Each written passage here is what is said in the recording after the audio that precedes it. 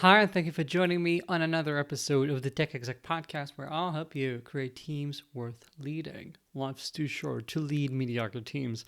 As always, I'm your host, Aviv Ben-Yosef, advisor and consultant to tech execs worldwide. And today we're continuing on the series of the 8 traits I use in the assessments I have my clients go through. Now, finally, we're up to, I think, the more interesting ones, and that's today communication. Communication might sound a bit bland. Okay, communication. What does it even mean? I can communicate. I can talk. However, I usually define this when we do the assessment as usually at the end of conversations, especially with people who are not technical, are not from inside the organization, or when you're discussing things that aren't technical, like, soft skills, providing feedback, that sort of stuff, at the end of the communication, at the end of the discussion, likely, did you understand what the other party had intended, and did the other party understand what you had intended to say? Because so often we get to see how two people who go out of the same conversation report it differently. For example, you might think that you're providing great feedback, but so many technical people have this habit of sugarcoating feedback because we do not like to go into confrontations, even when this is not a confrontation. We don't want to be argumentative. We try to be very, very nice to everyone around us. And when we do that, when we sugarcoat too much, you might end up leaving a feedback conversation when you feel, oh yeah, I really laid it out. Now that person has got to understand that things cannot continue like this. They surely see that, as far as I'm concerned, if this continues for a while longer, I'm going to have to show them the way out. And then you talk to the other person who just got the feedback and you ask, how did it go? And they will say something like, yeah, oh no, fine, I need to improve in some things and I'm already doing pretty well in other things. So yeah, I think it's fine. And this is not a made up example. This is something that I've seen repeatedly happen with different leaders giving this feedback at different companies, because this sort of pattern of communication is an epidemic for tech people. And we don't know sometimes how to be direct enough, or on the other hand, we have the people who are too direct, playing the house MD sort of character in real life, where it turns out that people sort of get so used to you being so sarcastic and being offensive that they also stop listening to you. It's like, for you to ever register as being really annoyed, you have to be 10 times annoyed, what you usually are. Because if I don't see anything out of the ordinary, because you're always bitter and you're always complaining, I'm not gonna really take notice of you using that same language with me. Communication is critical, because when we communicate, that's oftentimes, as leaders, when we do the most important work. Yeah, you sometimes have to sit in quiet and think about strategy or think about a decision you need to make, but having to explain your thinking to others is crucial to instill purpose, which we covered earlier in the series, and in general is crucial to ensure that you still have trust, that people follow you, that you can create a culture that is healthy. So communication is of the utmost importance for any leader. How can you get better if you're not sure that you're communicating well enough? One way to improve your communication is to go into meetings having given it a bit of thought. And I know this is easier said than done. So many people are rushing between conversations, between meetings, that you never get a second to even think about what you're going to have to do. So you're winging it. However, if you can even take 3 minutes to list out the 2-3 points you want to make in the conversation, you're already going to be much better. If you're going to write down at the end of the conversations, how did it go? Again, you're going to be improving. Part 1 is being deliberate, thinking about how and why and what we want to deliver in the conversation, what we want to achieve out of it, what's the even purpose of having this conversation, so we can ensure that we actually do it well. Number 2 is to think what's in it for them.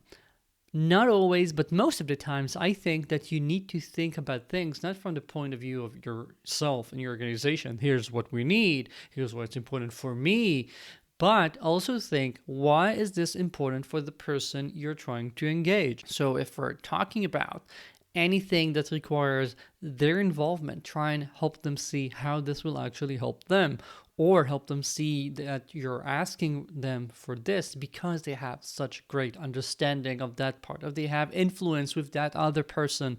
Help show them that there's a reason you're doing this, that you value their opinion, that they can help you with some area that only they can, and that makes them important.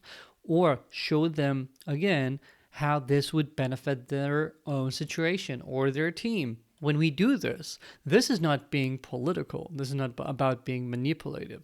When I want you to do this, I want you to really think about why this can be looked at as a win-win. And this, my friends, is just regular human behavior. Things are a lot easier if people see that, yeah, this is also good for me. So it's a lot easier for me to collaborate with you. So think about that. Number 3 of the things you can already start doing that are simple is to work on your written communication. When we write, and nowadays we write a lot because we write on Slack and we write emails, and hopefully you're writing some documentation about your thinking, about your strategy, about your culture. You're using Notion not just as something to grab a lot of documents no one ever reads, but as a platform to evolve your thinking. So if you're doing that, I want you to specifically focus on your written communication skills, which is oftentimes a lot easier to improve compared to speaking skills, because this is done most of the time offline. You have the time to think about what you're doing. So start with conveying exactly what you want to do. You can read on how to be a better written communicator and etc. And this is a major skill. But I'm not saying you have to do all that right now. What you do need to do right now is to decide, when you're writing things, to take a specific mode of conveying information. Do you want to be very prescriptive? Do you want to write down your way of thinking, how you reach specific conclusions? You can do all of these things in a way that makes you improve much faster. And we cannot turn this into a written communication episode. But here are a few things that I'm seeing already helping my clients. You can install your LLM du jour into your process. So when you're writing, you can start by saying, here is the message I want to convey. Here's the gist. Here are the things that I think people might get wrong, or here are the things that I think might annoy people or people might not agree with. Given that, here's my message. How am I doing? Am I missing anything? How could someone reply to try to show me that I'm wrong here? That sort of stuff. Have this sort of discussion with the LLM, because this is a very good, sort of rubber duck. If you know the rubber duck tool from extreme programming, etc., if you can explain something to a rubber duck, oftentimes you can find the issue. Actually, LLMs nowadays are doing that and even better, because they can even answer. So do that sort of an exercise to improve. And of course, I'm guessing you don't have the time to do this with everything you're writing, but start with doing it with the things that matter the most, with the things that are, going to be presented to the entire team. When you're doing a reorg, when you have to decide about the quarterly roadmap, when you're doing these things, take the time and invest in polishing them a bit so you can see things improve. When we do all of that, we can improve our communication very fast. You don't have to, spend years working on this. You can see improvements rapidly if you do this.